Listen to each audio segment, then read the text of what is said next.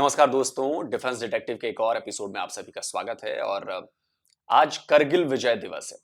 करगिल विजय दिवस यानी कि करगिल युद्ध की जो जीत मिली थी हमें, उसके उपलक्ष्य में हम लोग ये विजय दिवस मनाते हैं। साल 1999 में करगिल युद्ध हुआ था हमारा पाकिस्तान से, और करीब 3 महीने तक चला था। सबसे पहली जो इसकी जानकारी हमें मिली थी वो करीब जहां तक मुझे याद है कि 3 मई को जो चरवाहा था वहां का, कश्मीरी चरवाहा, उसने आकर बताया नीचे भारतीय फौज को कि जी ऊपर जो हमारी इंडियन पोस्ट हैं उन पर पाकिस्तानी आकर बैठ गए हैं, यानी कि घुसपैठ कर ली है। उसके बाद फिर इसकी जांच पड़ताल शुरू हुई, पार्टीज भेजी गई, गोलियां शुरू हो गई, लड़ाई शुरू हो गई, और मिड में तो फुल फ्लेज जो है वो लड़ाई शुरू हो गई थी, बिल्कुल भयानक तरीके से। इंडिया ने भी ऑफेंसिव ऑपरेशन शुरू कर दिए थे, बहुत अग्रेसिव ऑफेंसिव ऑपरेशन शुरू हुए थे, और ये सारी लड़ाई हुई। तो ये करीब 3 महीने तक लड़ाई चली, मतलब जुलाई तक लड़ाई चली। और जो इसका टर्निंग पॉइंट था, जो मेन, जब पाकिस्तान ने कहा कि जी अब हम बुरी तरह फंस गए हैं, तो पाकिस्तानी प्रधानमंत्री जो थे, नवाज शरीफ उस वक्त थे, वो भागे भागे पहुंचे अमेरिका, बिल क्लिंटन के पास। और उस समय आप सोचिए कि 4 जुलाई, 5 जुलाई, 4 जुलाई, ये उनके इंडिपेंडेंस डे वाला जो मामला होता है अमेरिका का, उस समय वो लोग बिजी होते हैं। उस समय पहुंचे, उस सोचिए कि कितने तनाव में थे और किस बुरी तरह फंसे हुए थे नवाज शरीफ। फिर वहां गए, उन्होंने ऑफिशियली वहां पर कहा कि जी हम जो है अपनी आर्मी जो है वो विड्रॉल कर रहे हैं, और हम ये लड़ाई खत्म करना चाहते हैं। ऐसी सारी चीजें हुई। तब तक मुझे लगता है कि हम द्रास को भी कंट्रोल कर चुके थे, जो हमारी आर्मी थी। और उसके बाद 14 जुलाई की जो तारीख थी, वो तारीख थी जब हमारे तत्कालीन प्रधानमंत्री अटल बिहारी वाजपेयी ने ऑपरेशन विजय को, विजय नाम रखा गया था इसका, तो उसको डिक्लेयर किया कि जी हम कामयाब हो गए हैं। और जो बातचीत पाकिस्तान सरकार से करनी है, उसके लिए भारत सरकार की तरफ से शर्तें रख दी गई हैं। और आधिकारिक तौर पर इस लड़ाई के खत्म होने और भारत के जीतने का जो ऐलान हुआ वो 26 जुलाई को हुआ। तो इसीलिए हम लोग 26 जुलाई को जी हम मनाते हैं करगिल विजय दिवस। अच्छा, तो आज के इस वीडियो में मैं आपको उस लड़ाई में शरीक हुए, आप नाम जानते हुए उनको, कर्नल ललित राय, बहुत बड़ा नाम है, इनको वीर चक्र मिला था। सोचिए, इतना बड़ा सम्मान मिला था करगिल की लड़ाई में, और वीर चक्र यूं ही नहीं मिल जाता। तो उनकी जुबानी पूरे करगिल जंग की आंखों देखी, क्योंकि इससे ज्यादा ऑथेंटिक बात और कोई नहीं कर सकता। वही कर सकता है जो उस जंग में शामिल रहा है, जिसने वो जंग लड़ी है, जो उस वक्त इंडियन आर्मी के उन टुकड़ियों में, उन रेजिमेंट्स में शामिल थे, जिन्होंने जाकर अपनी जान भी गंवाई, और जो बच गए, जो लड़े, कब्जा किया पोस्ट पर, वापस ली अपनी जमीन, वो। तो चलिए मैं आपको बिना किसी देर के कर्नल ललित राय को सुनिए कि वो क्या बता रहे हैं। आज हमारे बीच कर्नल ललित राय, जिनसे हम बात करेंगे, इन्हें वीर चक्र से नवाजा गया। इन्होंने बटालिक रीजन में गोरखा रेजिमेंट का नेतृत्व करते हुए कई ऊंचाइयों को रिकैप्चर किया। अब हम उनसे सुनेंगे कैसे ये कारगिल युद्ध की शुरुआत हुई और कैसे इसको इन्होंने अपने टारगेट्स को अंजाम दिया। कर्नल राय, क्या आप हमें बता सकते हैं कि ऐसा क्या हुआ था जिसकी वजह से ये कारगिल युद्ध हुआ? Thank you Manoj for the lovely introduction. So this operation जो किया ना 99 में, उसको ऑपरेशन अल बदर था। वो 84-87 के बीच में कभी उन्होंने प्लान किया था। अंडर ऑपरेशन अल बदर उन्होंने प्लान किया था कि हम 3 मेजर जगहों में इन्फिल्ट्रेट करेंगे, और उस इलाके के जितने भी हाइट्स हैं उसको कब्जा कर लेंगे, और वहाँ पे बैठेंगे फुल विंटर तक। और जब समर में दोबारा हिंदुस्तान की फ़ौज आएगी उसको ऑक्यूपाई करने के लिए, उस वक्त उनको जो है नुकसान पहुंचाएंगे और वहीं बैठे रहेंगे। और वहाँ बैठने से उनको फ़ायदा ये था कि वो जो हाईवे, नेशनल हाईवे 1 डेल्टा, जो आपके जम्मू को से होते हुए, श्रीनगर से होते हुए लेह तक पहुंचती है, मेन सप्लाई लाइन, उसको ब्लॉक कर दिया जाए। उससे क्या हो जाता है, पूरा सप्लाई बंद, आर्म्स एमुनेशन बंद, कोई भी फूड, ऑयल, नथिंग, कुछ भी नहीं जा सकता आगे। तो उससे क्या होता, फ़ायदा उनको कि हमारी जो भी आर्मी आगे होती है उसकी सप्लाई बंद हो जाती। तो सियाचिन ग्लेशियर और जो भी जो जगह है ना, ऐसे उनको स्टाफ ऑफ कर देते।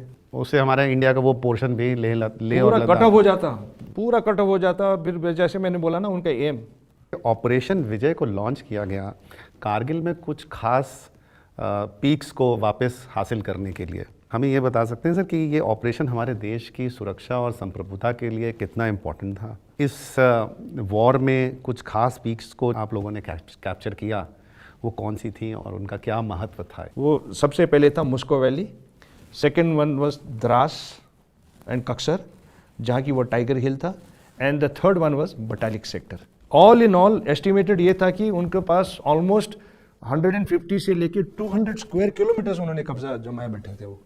Apart from this area, I think the जो हाइट की जो डोमिनेंस है इनको जो मिल रही है वहाँ से, वो उस पूरे एरिया को डोमिनेट कर रहे थे। बिल्कुल, जैसे चाहते हैं वो हमको वैसे, बिल्कुल वो एरिया को भी डोमिनेट कर ही रहे थे, बिकॉज वो वाटरशेड से काफ़ी इस तरफ था। और मोस्ट इंपॉर्टेंट इज वो जो रोड था ना, जो कि बहुत ही क्रूशियल था हमारे लिए, सप्लाई लाइंस के लिए, उसको पूरा डोमिनेट करके वो बिल्कुल ब्लॉक ही कर सकते थे वो। थोड़ा सा मैं आपके बारे में मैंने जब पढ़ा तो मुझे पता चला कि आपको अचानक जब ये वॉर छिड़ गई तो फर्स्ट 11 गोरखा रेजिमेंट को कमांड करने के लिए आपको अचानक बुलाया गया। तो ये कैसे हुआ और आपकी क्या फीलिंग्स थी उस समय? Manoj, first of all thank you very much for raising this point over here, because मुझे कहीं कहीं लगता है कि this is one of the most interesting parts of my life. मैं लैंड हुआ उधर 2 June, straight from the frying pan into the fire बोलते हैं ना जिसको। और मेरे नेक्स्ट जो हमने मेजर अटैक किया जो खल्लूबार टॉप के लिए 2 जुलाई में, so I had only 30 days in my hand. आज लैंड हुआ, 30 दिन के बाद अटैक अगर करना है कोई किसी को बोले तो बोलेगा पागल हो गया है, क्योंकि 30 दिन में तो आप अपने लड़कों को भी पूरा नहीं मिल पाओगे, उनको भी तो अपने लीडर का शक्ल देखना है ना पहले, before they actually follow him to death. मुझे मेरे लिए बहुत ज़रूरी था कि मैं अपने शक्ल को सबको दिखाऊं, अपने बॉयज़ को, कि वो पहचाने कि कौन है कमांडिंग ऑफिसर।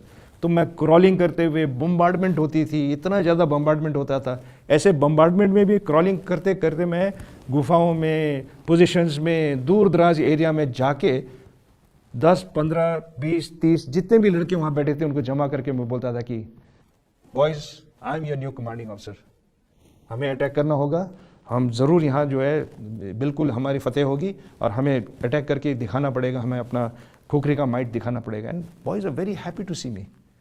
उनको एक नई सी ऊर्जा आ गई, जोश आ गया कि yes we are now doing something, we are going to do something. Sir, हमें थोड़ा आप इस ऑपरेशन के बारे में बताएंगे कि हाउ डिड दिस हैपन, कैसे आपने इसको लीड किया, कैसे आपके सोल्जर्स आगे बढ़े? तो हमें मौका मिला कि हमें अटैक करना है। अब खल्लूबार जो पॉइंट, खल्लूबार टॉप जिसको अटैक करना था, वो बिल्कुल एक स्पर, उसके बिल्कुल सेंटर में था वो, और चारों तरफ दुश्मन, इस तरफ भी दुश्मन, इस तरफ भी दुश्मन। Idea to go behind and attack. सामने 1 फुट भी अगर आप सामने जाओगे तो इतना मशीन गन फायर आता है कि आप 1 फुट तो क्या 1 इंच नहीं आगे बढ़ सकते, और ऐसे हालात में हमें वहाँ अटैक करना था। हम अमूमन कहते हैं ना कि दुश्मन एक है, दुश्मन एक नहीं था, हमारे लिए दुश्मन 3 थे। सबसे पहले वाला दुश्मन था हाई एल्टीट्यूड। हम लोग लड़ाई लड़ रहे थे 16-17 हज़ार फीट अबव सी लेवल पे। टेम्परेचर्स थे -30 डिग्री सेल्सियस एंड बिलो, -30, -40, -50 तक पहुंच जाती थी उधर। कहते फ्रॉस्ट बाइट होने का बिल्कुल एकदम जम जाते थे उधर, लोहा छू ठंड से, बिल्कुल इतनी तकलीफ होती थी उधर। देन ब्रीदिंग डिफिकल्टी था, एंड बिकॉज ऑफ दैट आपकी फिजिकल कैपेबिलिटी बिल्कुल घट जाती है। आप you can not be as strong as you are. जो आप यहाँ 100 किलो आराम से कैरी कर सकते हो, वहाँ 15-20 किलो कैरी करने के लिए भी एक मतलब परिश्रम होता था, एक बहुत ही चैलेंज होता था उधर। So this was one. And extreme cold से लोग कितने फ्रीज होके बेचारे शहीद हो गए उधर, इतना बुरा हाल हो गया था। हाइट वाज वन, हाँ, adverse conditions was the other. Absolutely. And my god, 17,000-18,000 चढ़े उधर उस इलाके में, where breathing is difficult, cold is getting you, weight is pulling you down, enemy is firing at you, and the third enemy was the actual enemy, जो पूरे आधुनिक जो है हथियार के साथ ऊपर बैठा हुआ है। Machine gun firing at the rate of 1000 rounds per minute, 40 to 50 ऐसे machine guns firing at you at the thing, you are climbing up there. So ऐसे हमें फेस करना पड़ा उधर एक्चुअल बैटल से पहले।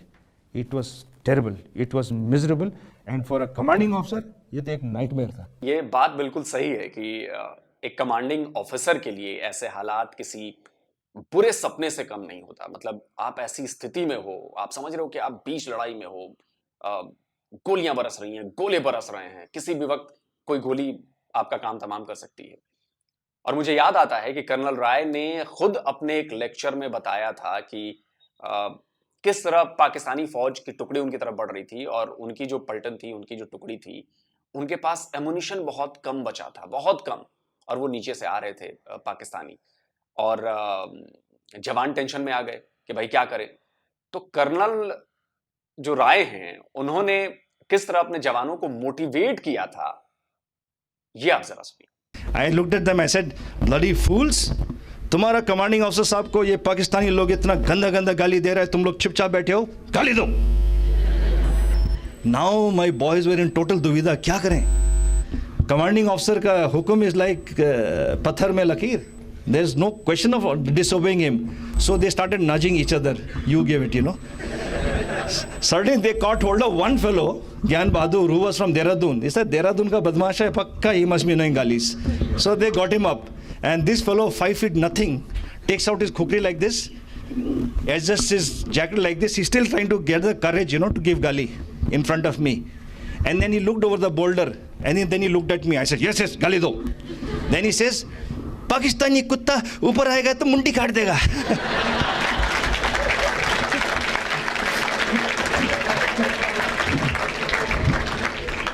When he said that, I started laughing and I told him, Gyan Bahadur, Pakistani लोग पक्का मरेगा, लेकिन वो हंस के मरेगा कि गोरखे लोग गाली भी नहीं दे सकते।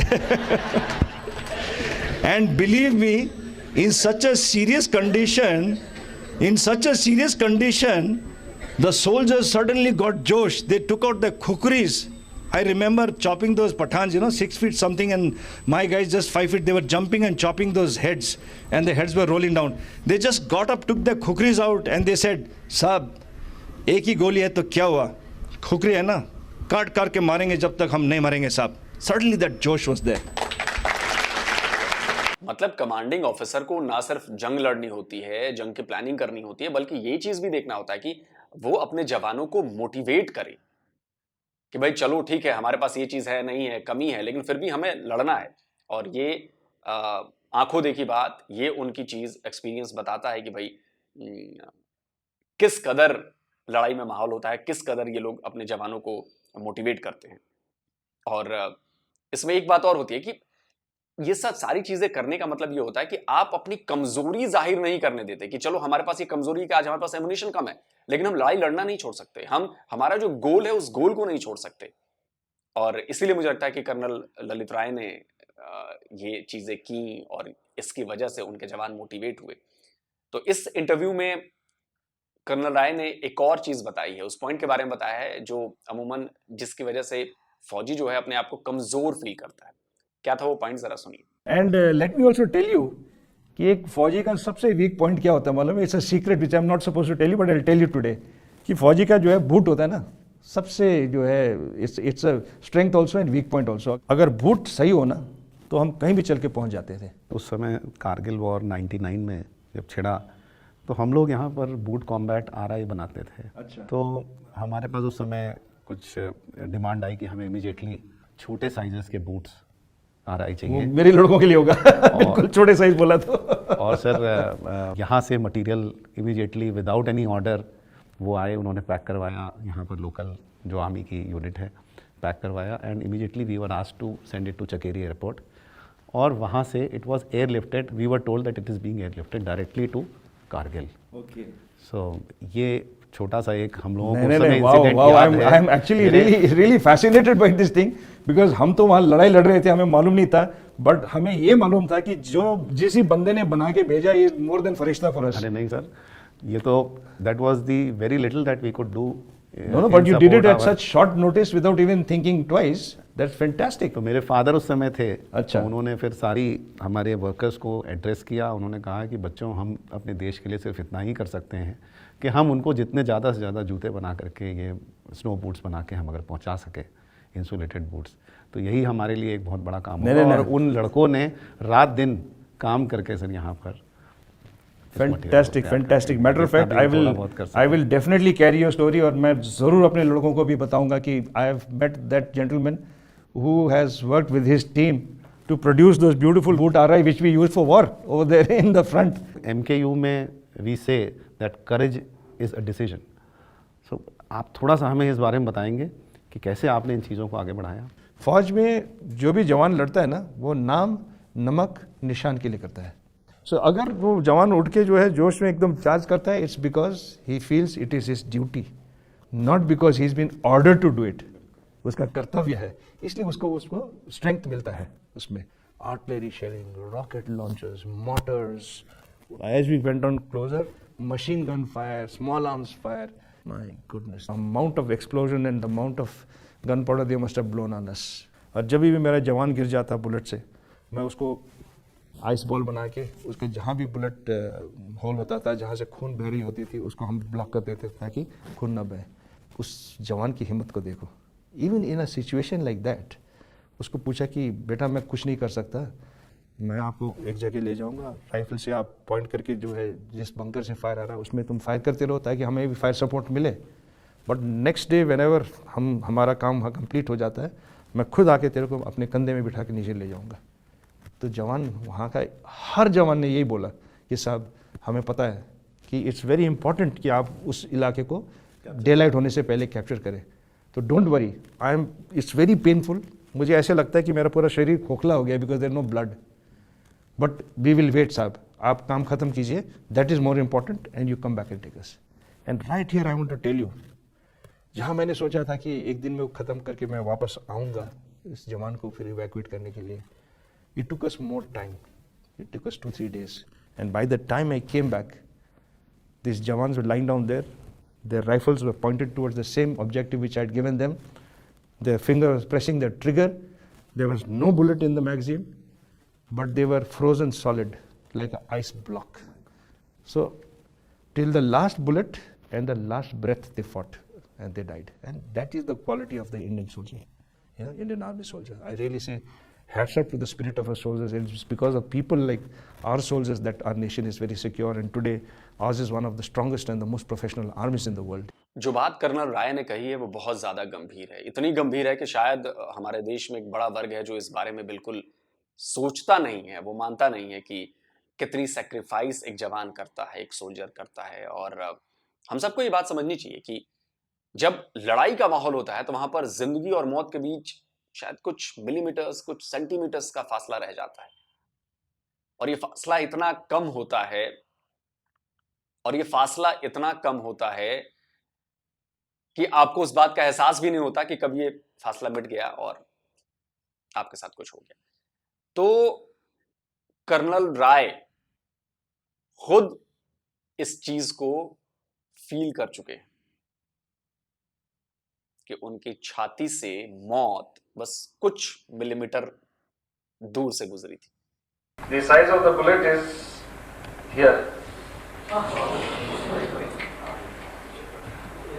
Remember, just 2 grams of explosive is enough to kill a man. With this sort of a thing, it can shatter you. I have neutralized this. I have kept this like this so that you know this can shatter you. It just makes a big hole and then carries a 5 or 6 kgs of weight off from the back. I have seen that happening. This blows you apart. And the binocular which I have here is this. When I was wearing it like this, and the bullet came like this, you can see the bullet hole, and went out like this. Gone out like this.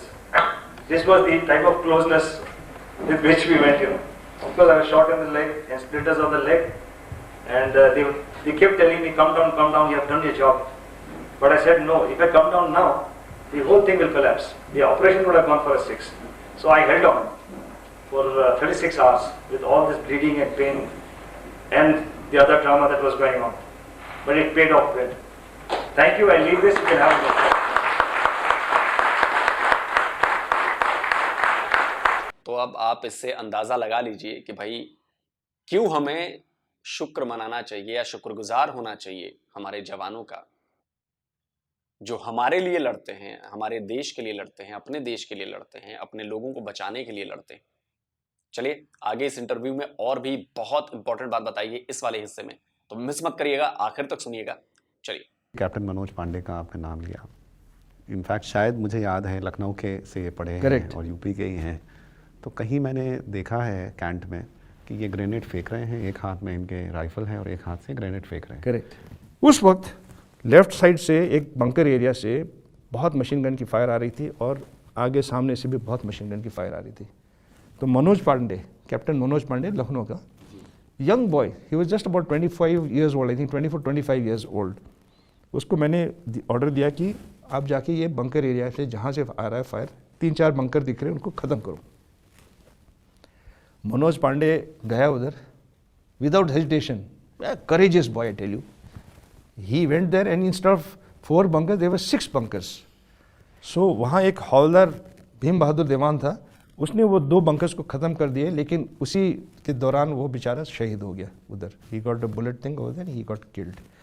ये 4 bunkers को भी मनोज पांडे ने एक एक करके fire and move करके grenade को loop hole के थ्रू फेंक के उसने बर्बाद कर दिए। एंड जैसे कितना जो है आदमी का वो क्या कहते हैं ना, करेज चाहिए कि आप ग्रेनेड लेके आप क्रॉल करते जाओगे और मशीन गन फायर कर रहा है 1000 राउंड्स अ मिनट, अगर उसने देख लिया तो आप तो छितड़े हो जाओगे। तो 3 खत्म कर दिए। जब तीसरा कर रहा था तो ही got a spray of bullets on his left side and he was bleeding. Unfortunately by that time इतना खून बह चुका था कि उसके जो रिएक्शंस बहुत स्लो हो चुके थे, और जब वो खड़ा होकर ग्रेनेड फेंकने के लिए गया तो थोड़ा स्लो हो गया। पाकिस्तानियों ने देखा 4 bullets right through the helmet over here, 4 bullets, and immediately, but even before he fell down, the immediate reaction was no chhodno, he told his boys, that means don't leave these guys, and he fell down। लड़ रहे हैं, खून बिल्कुल बह रहा है, but वो कोई गिव अप करने के लिए तैयार नहीं है। मेरे तो रोंगटे खड़े हो रहे हैं आपकी इन बातों को सुन के। बट सर ये बताइए एक्चुअली कैसे ये सब चीज़ें आपने हैंडल की वहाँ पे? इतना कंफ्यूजन था उधर, तो जितने भी भाग के रह गए थे उनको मैंने बोला सर में कफन बांधो, ये मत सोचो कि हम वापस जिंदा आएंगे, ये भी मत सोचो कि मेरा हाथ को क्या होगा, पाँव को क्या होगा, कुछ नहीं। सर में कफन बांधो, खुकरी निकालो और चलो। एनर्जी नहीं है, इतना चढ़ के थके मरे हैं हम लोग, कितने घंटे हम चढ़े हैं उधर, ठंड से ठिठुर रहे थे उधर, भूखे प्यासे, but we suddenly got the energy and we charged up, we slashed our way up and we reached the top and then we held on to the top over there. उनके काउंटर अटैक्स आए, we held back and on the I think after 36 hours or so we put the तिरंगा झंडा on top and Khaluwa top was ours। Sir इस great victory के बाद how are you feeling? You must be feeling really great after you have achieved this target for your battalion, for your nation. आपको कैसा लग रहा था उसके बाद? Manoj, under normal circumstances yes that would be the ये सोच आती है कि भाई जो अचीव करने के लिए गए थे वो अचीव हो गया, तो I should have been happy, but again at what cost? जवान लड़के 21 साल के, I mean they had a full life ahead, सारी जिंदगी पड़ी थी उनके भी फैमिली थे, उनके भी अरमान थे, उनके भी एम्बिशंस थे, गए सब बेचारे। तो वो सोच के जो है ना एज ए कमांडिंग ऑफिसर बहुत दुख होता है। उस दौरान आपने मुझे अभी थोड़ी देर पहले बताया था कि कुछ आपके पास 2 बॉक्सेस लेटर्स के, वो मैं आपको याद दिलाना चाह रहा था। या उसका ऐसा था कि immediately after the war I was really saddened, और मैं अंदर ही अंदर जो है ना मेरे जो है ना मेरे एंगर खाई जा रही थी मेरे को। मैं ये सोचता था कि यार look at this people, they are not even worried about us. हम ऐसे डेजोलेट एरियाज में जो है गोली खा रहे हैं इधर, भूखे प्यासे, सर्दी में बिल्कुल ठिठुर रहे हैं उधर, कोई खाने का सोने का कुछ टाइम नहीं, कुछ वक्त नहीं, गोली बमबारी all the time like this. So उस वक्त मैं ऑफिस में बैठा था, तो मेरे रनर ने 2 सूटकेस भर के जो है ना लेटर्स लेके आया, कहते सर आपके लेटर्स आए हैं। जब खोल के देखा तो it was address to the commanding officer 1st Legion Gorkha rifles. तो you could make out that those pages were torn from notebooks, and with tiny hand you could make out. वो हैंड राइटिंग से पता चलता नहीं कि बच्चे ने लिखा करके, प्यारे फौजी भैया हम आपसे बहुत प्यार करते हैं, and then one heart with the red colour over there, आप ज़रूर आइए, हम आपसे बहुत प्यार करते हैं। A simple letter like that, all the letters opened that contained things like that, someone jhanda, someone embracing a small girl, embracing her with pigtails over there, and I almost choked, और उस वक्त मुझे ऐसे लगा कि यार look, everybody is not so indifferent, कोई तो है उधर जो हमें भी प्यार करते हैं, हमें चाहते हैं। बिकॉज एज अ फौजी ऑल आई से सी दुख, हमें पैसा नहीं चाहिए, हमें आपसे कोई गिफ्ट नहीं चाहिए, हमें आपसे कुछ वो नहीं चाहिए, हमें आपसे थोड़ा प्यार चाहिए, थोड़ा रिस्पेक्ट चाहिए। दैट्स व्हाट अ फौजी wants, and that is the day I decided कि मेरे जो लड़के हैं, जो जवान लड़के गए हैं, उनकी वीर गाथा जो है मैं सबको सुनाऊंगा. I will take time out, but I will spread the good word about the great job and the great sacrifice that my boys have made for all you guys. Sir, ये वाकई में जो आपने सुनाया ये बहुत ही इंस्पायरिंग है. बस एक आपसे आखिरी प्रश्न पूछना चाहूँगा कि सिटीजन्स ऑफ इंडिया के लिए अगर आप कुछ देना चाहें एज एन आर्मी ऑफिसर. एक सिंपल सोल्जर होता है, वो दुश्मन से इसलिए नहीं लड़ता क्योंकि वो दुश्मन को हेट करता है. वो इसलिए लड़ता है क्योंकि जो उसके पीछे उसको वो लव करता है, उसका नेशन और उसके पीपल को लव करता है. इसलिए as a soldier we will feel empowered if every citizen understands कि क्या सेक्रीफाइस उसका एक सिंपल सोल्जर ने किया है उसके लिए, ताकि वो सो सके. That's all I can say. जय हिंद. तो ये थी करगिल जंग की वो पूरी आंखों देखी जो कर्नल ललित राय, जो उस जंग में खुद शामिल थे, जो लड़े थे उस जंग में, उनके जुबान. तो इससे आप समझ सकते हैं कि हमें क्यों अपने जवानों का आदर करना चाहिए, हमें क्यों अपने जवानों का सम्मान करना चाहिए, हमें क्यों उन्हें फील कराना चाहिए कि नहीं, जिस चीज के लिए आप अपनी जान की भी परवाह नहीं करते, हमारी रक्षा के लिए अपनी जान दांव पर आप लगा देते हैं, हमारी मिट्टी की, हमारी जमीन की सुरक्षा के लिए आप नामुमकिन को भी मुमकिन कर दिखाते हैं, अपने प्राणों की आहुति दे देते हैं, तो आप स्पेशल हैं. तो इसलिए मेरी गुजारिश है कि भाई आप लोग जब भी सेना के जवानों को देखें तो उनको भरपूर आदर दें. और ये बहुत ज़रूरी है क्योंकि मोटिवेट करने की जिम्मेदारी सिर्फ कमांडिंग ऑफिसर को नहीं होनी चाहिए. मोटिवेट करने की जिम्मेदारी हम जैसे एक आम नागरिक को भी होनी चाहिए. हमें भी इस बात का पूरा एहसास होना चाहिए, पूरा ख्याल होना चाहिए कि भाई इन जवानों की वजह से हमने सारी जंगें जीती हैं, आज हम महफूज हैं, आज हमारी सीमाएं सुरक्षित हैं, तो सिर्फ इनकी वजह से. ये सिर्फ एक नौकरी नहीं करते हैं, वो कर्तव्य है उनका, और कर्तव्य के आगे वो कुछ देखते नहीं. तो हमें ये बात नहीं भूलनी चाहिए. और उम्मीद है कि भाई हम सबको उन पर गर्व महसूस होना चाहिए, वो गर्व हमें दिखाना चाहिए, अपनी आगे आने वाली पीढ़ी को बताना चाहिए उन सेक्रीफाइसेस के बारे में जो हमारे लिए दिए जाते हैं. उम्मीद है कि इंटरव्यू आपको अच्छा लगा होगा. कमेंट में अपनी राय जरूर रखिए, शेयर जरूर करिए, क्योंकि ये कहानी 140 करोड़ हिंदुस्तानियों तक पहुंचानी है. तो शेयर करिए, लाइक करिए और इस पर चर्चा कीजिए. जल्दी मिलता हूं एक और नए वीडियो के साथ. नमस्कार. जय हिंद.